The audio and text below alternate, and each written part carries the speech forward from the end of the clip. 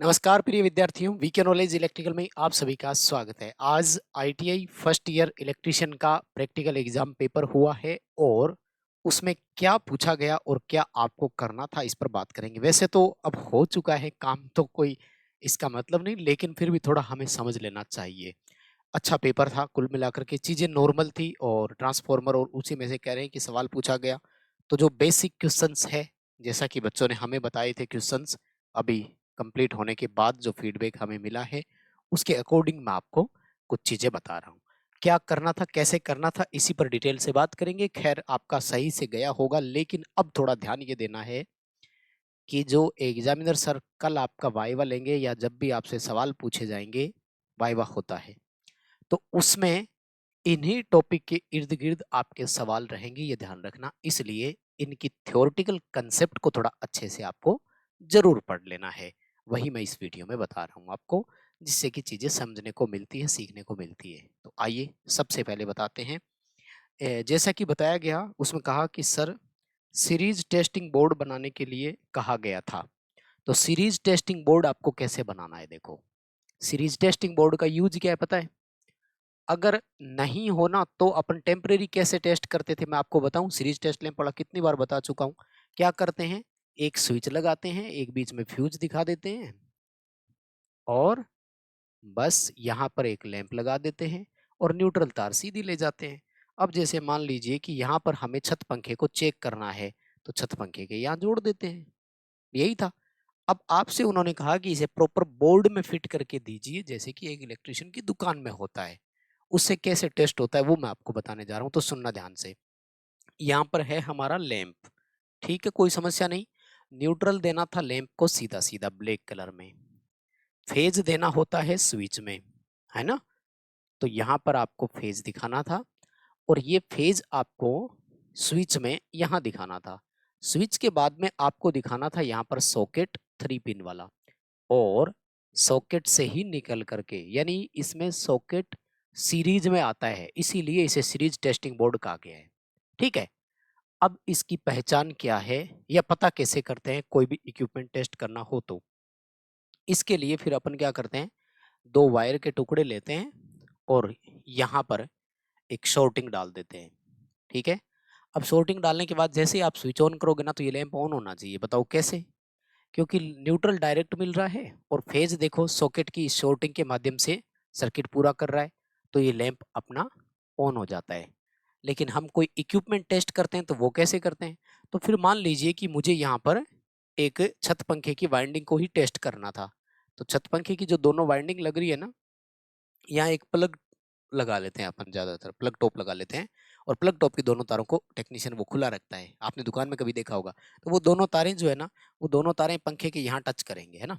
अगर पंखे की वाइंडिंग सही हो, फॉर एग्जांपल रनिंग वाइंडिंग पर लगाया आपने या स्टार्टिंग वाइंडिंग पे, ज्यादा इसमें छत पंखे वाले में तो खैर रेजिस्टेंस में इतना फर्क होता नहीं है, नहीं तो एक्चुअल में पता लग जाता है। तो यहाँ पर अगर पंखा सही होगा ना, तो ये लैंप हमारा डिम प्रकाशित होगा। खैर बोर्ड आपको ऐसे ये सर्किट डायग्राम बना करके आपको दिखाना था। यहाँ इसको बाहर निकाल करके आप यहाँ लिख सकते थे टेस्टिंग लीड्स, यानी ये टेस्टिंग वाली लीड है। और इसको ऐसे थोड़ा राउंड राउंड दिखा करके लिखना था कि ये सॉकेट है और ये आपका स्विच है ना। और ये हो गया आपका टेस्टिंग लैंप। ये करना था एक्चुअल में। और अब बोर्ड पे कैसे बनाना था? तो भाई बोर्ड पे ऐसे मैंने तो बता ही दिया था आपको, बैटन होल्डर यहाँ लगा दो और आपका। अब इसमें सॉकेट आपको पहले दिखाने की जरूरत नहीं थी, अगर आप चाहो तो यहाँ फिर इसमें सॉकेट दिखा सकते थे, है ना। ये पिन बड़ा दिखाते हैं, ये छोटे दिखाते हैं। और यहाँ पर आपको स्विच दिखा लगाना था, मतलब ऐसे, है ना। और सर्किट में तार कैसे ले जानी थी, न्यूट्रल डायरेक्ट चला जाता और फेज यहाँ से होकर के इधर और इसमें से निकल कर यूं। ये बोर्ड है मान लीजिए। तो ये टेस्टिंग बोर्ड वाला था। अब थोड़ा ध्यान दे लेना कि हो सकता है सर आपसे इसके बारे में पूछे कि बताओ टेस्ट कैसे करोगे। तो पहले तो लैंप की टेस्टिंग की जाती है, इसलिए यहाँ शॉर्टिंग डालेंगे। लैंप फुल जलना चाहिए, इसका मतलब सर्किट सही है। फिर हम यहाँ लगाएंगे, है ना। कोई भी चीज चेक कर रहे हैं, मान लीजिए हीटर चेक कर रहे हैं, तो अगर हमारा टेस्ट लैंप डिम प्रकाशित होता है तो हीटर सही है। अगर लैंप बिल्कुल भी प्रकाशित नहीं होता है तो फिर ओपन है, क्योंकि सर्किट पूरा हुआ नहीं। और अगर लैंप फुल प्रकाशित होता है तो हमारे ये हीटर का हीटिंग एलिमेंट शॉर्ट है और डायरेक्ट एक तरह से शॉर्टिंग लगने वाला काम जैसा ही हो गया। तो ये था एक प्रैक्टिकल। आई होप कि आपने ये वाला प्रैक्टिकल बहुत अच्छे से वहां पर किया भी होगा। और दूसरा वो कह रहे हैं कि जो अपन से सवाल पूछा गया था वो पूछा गया था गुरुजी अर्थ टेस्टर का, बोले जांच करना वगैरह। तो देखो अर्थ टेस्टर जो होता है ना, ये अर्थ का रेजिस्टेंस नापने के काम आता है, ध्यान रखना, ठीक है। और इसमें सप्लाई का प्रकार जो रहता है वो एसी सप्लाई होती है, ठीक है। मेगर से ये अलग होता है और डिफरेंट होता है, ध्यान रखना। इसके बारे में कुछ प्रैक्टिकल पढ़ लो, थ्योरेटिकल चीजें पढ़ लो, वो आपसे जो सीबीटी एग्जाम है वहां भी पूछे जाने हैं और वहां भी इसका बड़ा रोल रहेगा। तो देखो सबसे पहले तो इसके अगर कार्य सिद्धांत की मैं बात करूं तो ये होता है इसका वर्किंग प्रिंसिपल, जिसे हम लोग फॉल ऑफ पोटेंशियल बोलते हैं, ठीक है। कल पूछा भी जा सकता है आपसे वाइवा में, तो ध्यान रखना। एक इलेक्ट्रोड होता है उसे मेन इलेक्ट्रोड बोलते हैं, और दो एक्स्ट्रा इलेक्ट्रोड होते हैं उसे ऑक्सिलरी यानी सहायक इलेक्ट्रोड बोलते हैं। तो ये तो है मेन इलेक्ट्रोड, ठीक है ना, और ये है दोनों auxiliary electrode. Auxiliary electrode fall of potential विभव के पाथ के सिद्धांत पर काम करता है। थ्योरेटिकल सवाल आया हुआ है, सीबीटी एग्जाम का भी एक क्वेश्चन दे दिया आपको, ठीक है। और ये डिस्टेंस लेकर चलते हैं। वैसे तो कहते हैं कि इस मेन इलेक्ट्रोड से इनकी दूरी कम से कम 15 मीटर हो तो ज्यादा बेटर है, यानी 15 मीटर से ऊपर कितना भी हो ठीक है, लेकिन फिर भी थ्योरेटिकल बताया गया है कि ये 12.5 मीटर हो और ये दूसरे वाला 25 मीटर हो। यहाँ से बात कर रहा हूँ मैं, यहाँ से 12.5 मीटर और यहाँ से 25 मीटर। तो अगर आपने इतना डायग्राम भी बनाया है तो भी कोई प्रॉब्लम नहीं है, मेन डायग्राम यही था, क्योंकि ये जो है अपन ने करंट के लिए तीनों टर्मिनल का दिखा दिया है अपन ने यहाँ पर। फिर भी अगर आपने प्रैक्टिस की हो थोड़ी बहुत तो भाई ये मैंने भी आपको पढ़ा, यूट्यूब पर दे रखा है फ्री में, डायग्राम आप बना सकते थे। ये है अर्थ रजिस्टर का, अर्थ रेजिस्टेंस टेस्टर का प्रॉपर डायग्राम। ये आपको एक्चुअल में बनाना था वहां पर, जिसकी डिमांड थी, जिसकी जरूरत थी, ठीक है। यहाँ दो बड़े सवाल अभी भी बन रहे हैं। इसमें देखो इस करंट रिवर्सर का क्या काम है, और सिंक्रोनस रोटरी रेक्टिफायर लगा हुआ है इसका क्या काम है, और ये किस सिद्धांत पे काम करता है, अर्थ रेजिस्टेंस का मान कितना होना चाहिए, कुल मिलाकर के अब आपसे अर्थ रेजिस्टेंस, अर्थिंग, अर्थ टेस्टर, इनके बारे में ही वाइवा होगा, फिर इनको अच्छे से पढ़ लेना, ठीक है। तो ये इसका है। तो करंट रिवर्सर जो है ना ये है, देखो अभी ये जो जनरेटर है ना ये डीसी का है, क्योंकि लिखा हुआ है देखो हैंड ड्राइवन डीसी जनरेटर, तो अंदर से डीसी आया था ना, तो ये डीसी को एसी करने का काम करता है, यानी एक रेक्टिफायर की तरह काम करता है, ठीक है। ताकि ये जो एसी है ना बाहर जाए, अर्थ रेजिस्टेंस नापने के लिए एसी सप्लाई इस्तेमाल करते हैं, ताकि मिट्टी में डीसी क्यों नहीं दी, मेगर में डीसी होती है ना इंसुलेशन की, इसको डीसी क्यों दी, क्योंकि मिट्टी में पाए जाते केमिकल, और केमिकल को डीसी मिलते वहां विद्युत अपघटन होना शुरू हो जाता। इसलिए फिर हमने यहाँ पर क्या दिया, एसी सप्लाई दी। ये वैसे प्रॉपर डायग्राम तो ये था, बनाओ तो कोई बात नहीं।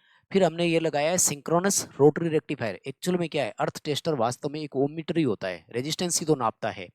पीसी प्रेशर कॉइल के जो टॉर्क है वो, और करंट कॉइल के टॉर्क का अनुपात ही तो है, क्योंकि पीसी वोल्टेज के समानुपाती और सीसी करंट के समानुपाती टॉर्क बनाती है। तो वी अपॉन आई क्या होता है, आर। तो ये आपका रेजिस्टेंस ऐसे निकल जाता है यहाँ से कुल मिलाकर के। तो इसका काम वापस क्या है कि इस एसी को वापस अंदर डीसी करना, ताकि मीटर की कॉइल जो है वो डीसी की तरह ही काम करे। ये अर्थ टेस्टर का था। और उसके बाद में कह रहे हैं कि गुरुजी एक रेजिस्टेंस के बारे में था कि वोल्ट मीटर, एमीटर और वाट मीटर का इस्तेमाल करके रेजिस्टेंस नापना था, ठीक है ना। तो आपको लैंप का रेजिस्टेंस दिखाने के लिए क्या करना था, एक लैंप दिखाना था, है ना। तो ये हमारे लैंप का प्रतीक होता है, ये लैंप दिखा दो कोई बात नहीं। अब इस लैंप के साथ आपको कनेक्शन दिखाने थे। कनेक्शन दिखाने के लिए ध्यान रखना, एमीटर सीरीज में लगता है, वोल्ट मीटर पैरेलल में लगता है, वाट मीटर की सीसी सीरीज में और पीसी पैरेलल में। मैंने कल ही बताया था कैसे कनेक्शन करने हैं।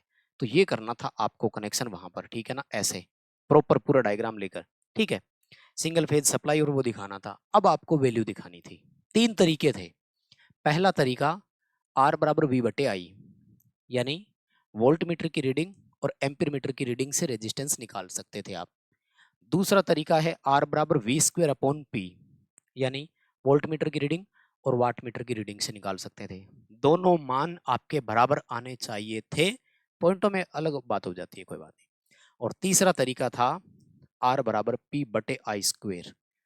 तो इन तीनों फॉर्मूले से आपका मान एक जितना आना चाहिए था। पी मतलब पावर वाट मीटर से, आई मतलब करंट एम्पीयर मीटर से, यानी तीनों मीटर लगवा दिए। और अब आपको रेजिस्टेंस मेजर करना था, मतलब एक तरह से रेजिस्टेंस कैलकुलेशन करनी थी, जिसमें आपको पी, वी और आई दिया हुआ हो, तो 3 फॉर्मूले बनते हैं, तीनों से बारी-बारी आपको रीडिंग मिलान करनी थी और तीनों से रीडिंग आपकी बैलेंस आनी चाहिए थी। अब इसमें एक ऐसा आंकड़ा रख कर के आपको कॉपी बना देनी थी, जिसमें तीनों से आंसर बराबर आता हो। यानी वोल्टेज 240 मान लो, तो जहाँ-जहाँ वोल्टेज की ज़रूरत पड़े 240 ही रखो, ठीक है? उसके बाद में आप करंट की कोई एक वैल्यू रख लो, जैसे 3 एम्पीयर, तो रेजिस्टेंस फिक्स हो गया। अब वोल्टेज और करंट के हिसाब से फिर पावर कितनी बनी? 240 इंटू 3, तो फिर आपको पावर 720 वाट रखनी पड़ेगी, ये ध्यान रखना। ऐसे नहीं कि पावर अपनी मर्जी से कोई और रख लो। तो ये था आपका तीसरा प्रैक्टिकल, है ना? 3 हो गए ना? और चौथा प्रैक्टिकल था भाई ट्रांसफॉर्मर के बारे में, जिसमें ये कहा था कि वाइंडिंग के टर्मिनल वगैरह की पहचान करो। देखो, टर्मिनल पहचान से पहले मैं आपको अब बताना चाहूंगा कि हो गया प्रैक्टिकल, जैसे भी हो कम से कम सीबीटी एग्जाम को तो अच्छे से कर लो। हमने दिया है आपको ऐप में मॉडल प्रैक्टिस सेट, जहां से आप प्रैक्टिस कर सकते हैं। डिस्क्रिप्शन में लिंक है, ऐप डाउनलोड कीजिए फर्स्ट ईयर के, और साथ में अब एप्लीकेशन पर हमारा फ्री टेस्ट भी अवेलेबल है। ये मॉडल टेस्ट है, ये तो 70-75 रुपए की है, कोई ज़्यादा नहीं है, लेकिन आपके आईटीआई फर्स्ट ईयर के फ्री टेस्ट भी अवेलेबल है, तो आप ऐप डाउनलोड करके उसको भी ज्वाइन कीजिएगा। तीसरा प्रैक्टिकल था ट्रांसफॉर्मर का, जिसमें पहले तो वाइंडिंग टर्मिनल पहचान करनी थी। वाइंडिंग टर्मिनल के बारे में ये कहा गया है कि जो लो वोल्टेज वाली वाइंडिंग होती है ना, उसका रेजिस्टेंस कम होता है, क्योंकि क्योंकि एलवी वाइंडिंग में टर्न कम होंगे, क्योंकि कम टर्न होंगे तो ही तो वोल्टेज कम होगी ना। कम टर्न का मतलब होता है मोटा तार, ये जोड़ा चलता है हमेशा, मोटे तार कम टर्न।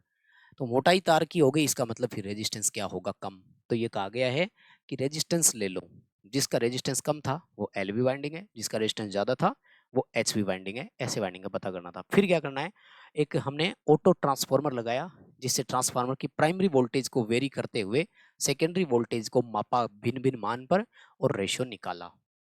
ये था, क्या था कि टर्मिनलों की पहचान करनी थी, तो रेजिस्टेंस नाप करके जिसका रेजिस्टेंस कम आया वो एलवी वाइंडिंग थी, जिसका रेजिस्टेंस ज्यादा आया वो एचवी वाइंडिंग थी। फिर एक साइड वोल्टेज दी, दूसरी साइड वोल्टेज नापा, जिस रेशियो में हमने प्राइमरी वोल्टेज को बढ़ाया, इनपुट वोल्टेज को बढ़ाया, उसी में आउटपुट बढ़ती गई, तो एक हमारा रेशियो निकलता गया। तो ये डायग्राम इसके लिए बनाना था।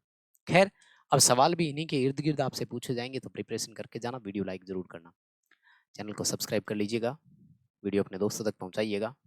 आपका बहुत धन्यवाद, शुक्रिया।